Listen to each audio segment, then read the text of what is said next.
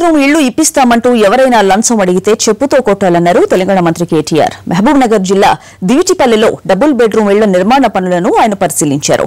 CM KCR ప్రతి పేదవాడి సంక్షేమానికి కట్టుబడి ఉన్నారని చెప్పారు కేటీఆర్. ఇది సంక్షేమ రాజ్యమే కానీ కాంగ్రెస్ హయాంలాగా బ్రోకర్ల రాజ్యం కాదన్నారు. ఎవరైనా లంచం అడిగితే మీకు ఇల్లు నేను ఇల్లు ఇప్పిస్తా 50,000 10,000 20,000 అంటే ఇది బ్రోకర్ల రాజ్యం కాదు. చెప్పు తీసుకొని కొట్టండి. ఎవరైనా లంచం అడిగితే చెప్పు తీసుకొని కొట్టండి. ఈ ప్రభుత్వం కేసీఆర్ గారు డైరెక్ట్ గా పేదవాళ్ల కోసం మీకు ఇస్తున్నారు తప్ప మధ్యలో బ్రోకర్లకు ఇంకోలకు ఆ కాంగ్రెస్ రాజ్యంలో లాగా అట్లాంటి అలవాట్లు మాకు లేవు.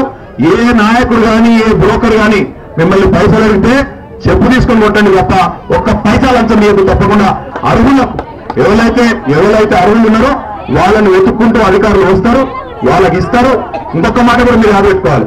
రానోళ్ళు ఎవరైనా ఉంటే మీరు కూడా తొందర పడద్దు. ఇలా మా అక్కకో చెల్లెకో వదినకో మరదలకో వస్తే రేపు నాకు కూడా వస్తుంది. ఈ ప్రభుత్వం పేదవాళ్ళ ప్రభుత్వం, పేదవాళ్ళ కండగా ఉండే ప్రభుత్వం అనే నమ్మకం పెట్టుకోవాలి తప్ప నాకు